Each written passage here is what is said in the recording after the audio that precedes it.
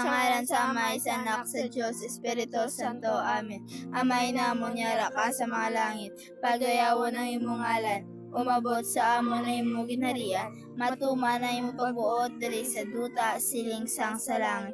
Panghatagan mo kami niyan, singalaw namon sa matagad daw, kagpatawaron mo kami sa mga sala namon, siling ginapatawad namon ang mga sala sa amon, kagdili mo kami panaog sa mga panlay, hinunuuluason mo kami sa kalaot. Amen. Sa ngalan sa Ama, sa Anak, sa Diyos, Espiritu Santo. Amen.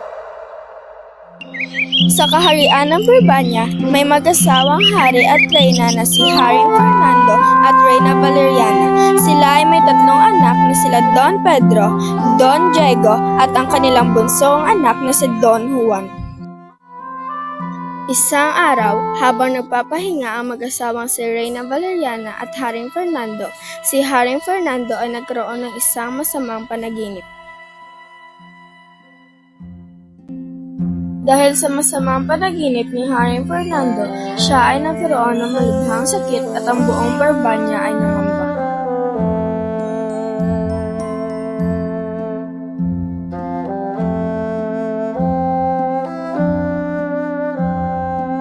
Hindi natin magagamot ang ari, ang tanging solusyon lamang nito ay Awit lang naman pala eh. Hindi yan, tinutukoy ko ang awit ng ibang atal. Dahil ron, inatasan ng reyna ang kanyang anak na si Don Pedro na huliin ang ibong Adarna. Mahaba ang naging paglalakbay ni Don Pedro. Marami siyang gubat at bundok na dinaanan hanggang sa nakarating na siya sa bundok Tabor.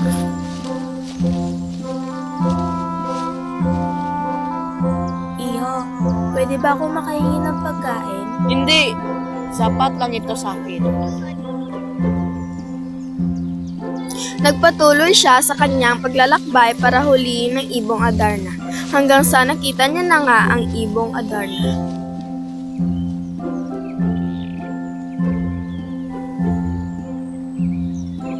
Kumanda ka, mahuli rin kita kapag nakatulog ka na.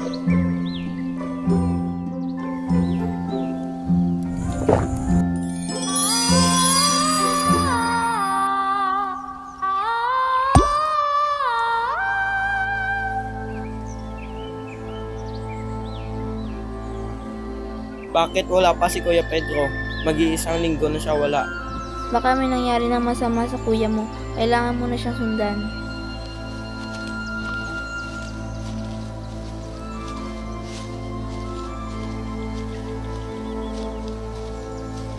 Iho, pwede ba ako makahingi ng pagkain? Hindi sapat lang ito sa akin.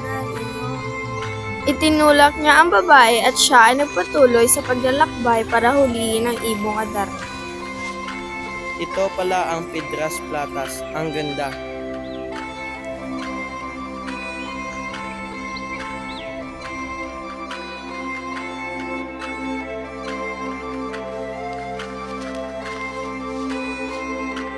Uy, bato? Kuya? Kuya Pedro? Kuya?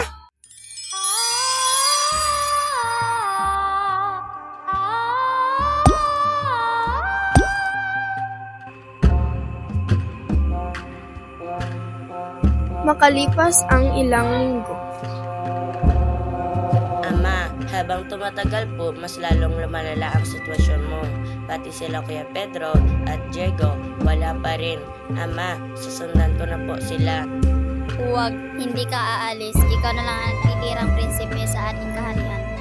Pero Ama, hindi ako papayag na hindi ka gagaling. Kailangan may balik ko dito ang ibong Adarna. Alam kong nag-alala ka, pero mag-ingat ako, babalik po ako dito na walang sugat. Pumayag ang hari at naglakbay na nga si Don Juan.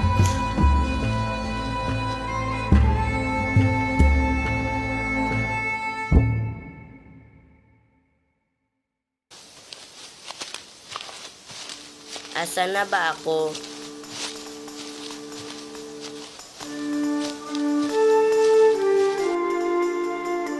Iho, pwede ba ako makahingi ng pagkain?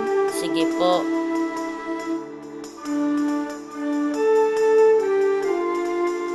po. Salamat, Tio.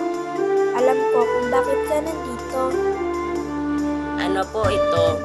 Ito ay tubi-tubi. Umuuwi ang ibong Adarna sa puno ng Pedras Platas at tumaawit. Nakakantok ang awit ng ibong Adarna. Kailangan mong pigilan ito. Iwaan mo ang palad mo at patakaran mo ng katas na kalamansi para magising ka. Kailangan mo iwasan ng kanyang ipot para hindi ka maging bato. Nagpatuloy sa paglalakbay si Don Juan para huliin ang ibong Adarna.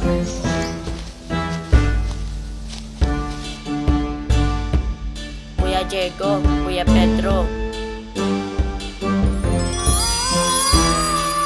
Akala mo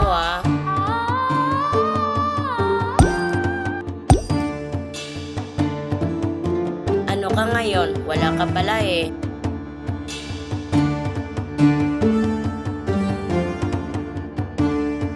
Kuya Diego, Kuya Pedro.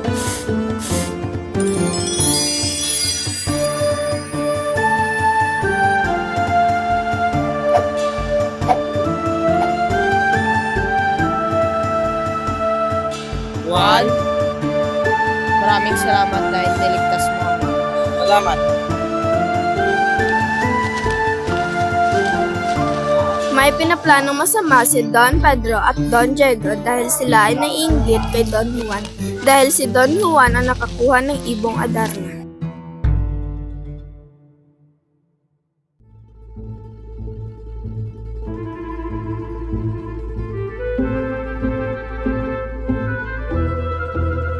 Asa ng kapatid niyo? Bakit hindi niyo kasama?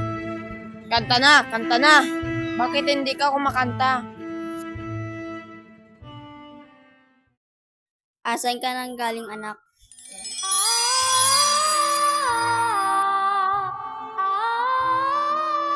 Nagpa siya ang hari na pabantayan ang ibong Adarna sa kanyang mga anak.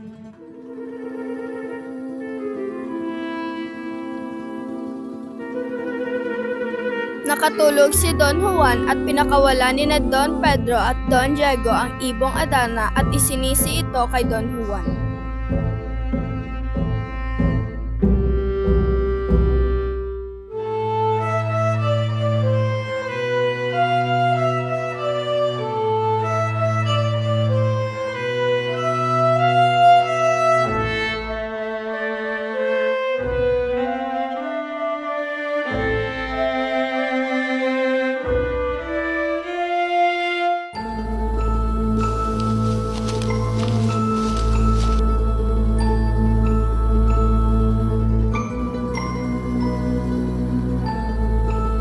Ipinahanap siya ng hari. Habang hinahanap nila ito, sina Don Pedro at Don Diego ay may naisip na naman na masama kay Don Juan. Binugbog nila si Don Juan at itinapon sa balon.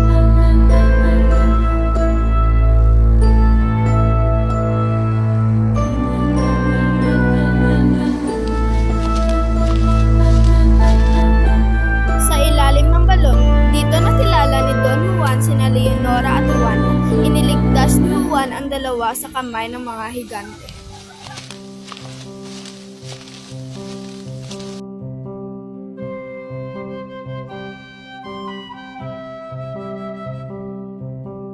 Nakita ito ni na Don Pedro at Don Diego. Tinangay ni na Don Pedro at Don Diego sina Leonora at Juana. Naiwan si Don Juan at dumating ang diwata. Sinabi ng diwata na kalimutan niya na si Leonora sapagkat mayroong prinsesang karapat-dapat sa kanya na nakatira sa De Los Cristal. Nagtungo si Juan sa karian ng De Los Cristal at nakita niya doon si Maria Blanca. Nakita ko siya, di makapaniwala. Sa taglay niyang ganda, tinamaan din ako. Teka, bakit ganito? Ba't napaparap ako? Di ba sabi ko? Hiningi niya ang kamay nito at sumang-ayon naman si Maria Blanca.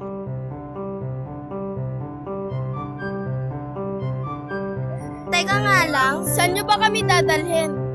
Pwede ba naming hingiin ang iyong mga kamay? Hindi maaari kasi hinihintay ako ni Don Juan. Leonora! Huwag ka mag-alala, mamali naman kita ng taos puso.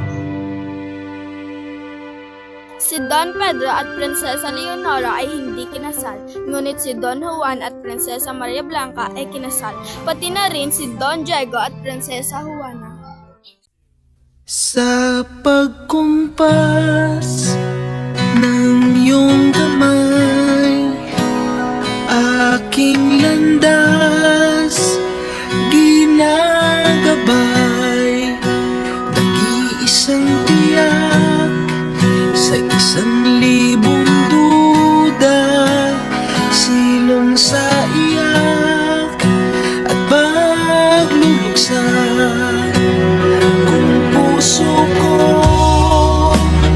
ay imamapa, ikaw ang dulo, gitna at simula. Nahanap din kita, nahanap din kita.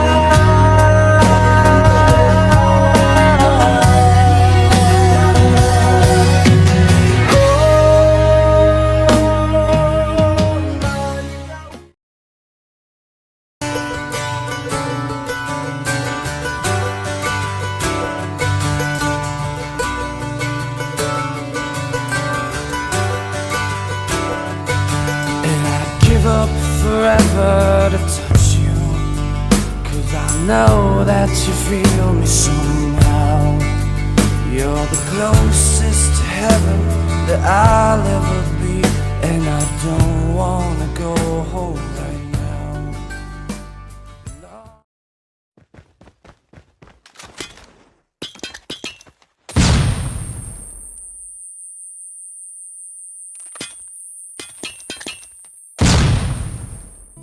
Kala ko tayo hanggang dulo, ba't ngayon nag-iisa ako? O di ba wala akong natutunan? Ang hirap mo pa rin kalimutan.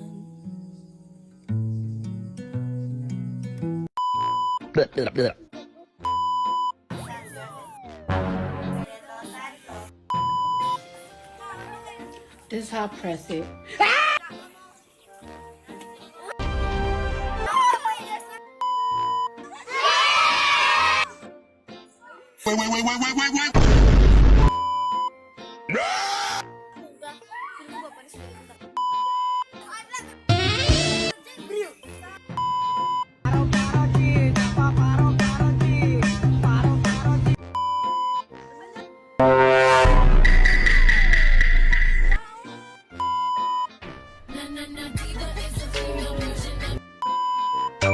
Amin tayong ina! Alamin siya! Mula nang mabiyuda sa 3 kong papa, pati maging ama, ay pinapilan ko na sa anak kong sando. Amin tayong ina! Amin tayong ina! Nice.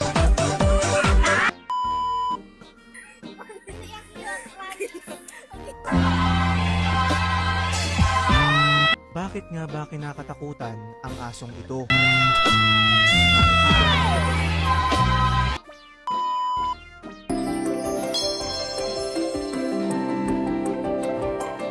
She was a fairy.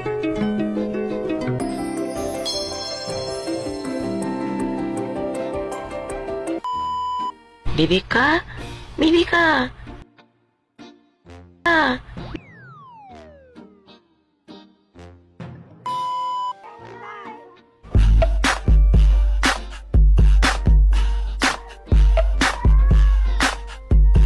Muhammad, ano ba ang kinak...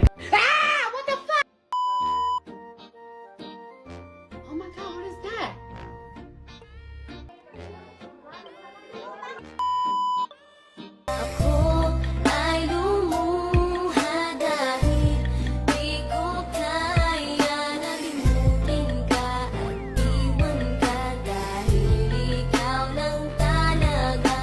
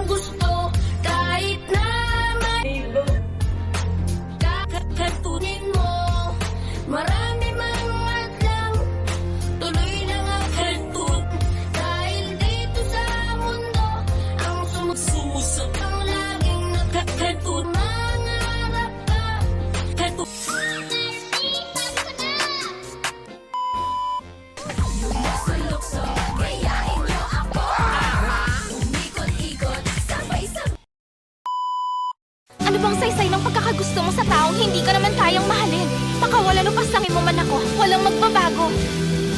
Ano pang saysay ng pagkakagusto mo sa taong hindi naman kayang mahalin? Pakawalan mo man ang upas langit, walang magbabago. Nakita ko siya, di makapaniwala. Sa taglay niyang ganda,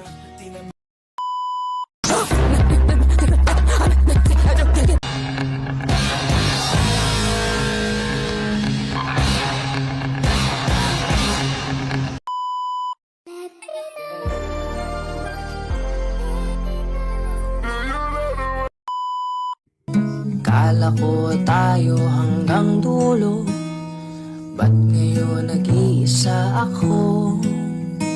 O di ba wala akong natutunan? Ikaw kasi nasa iyo na, pinatalo mo pa. pwede bang sa akin? Checkmate.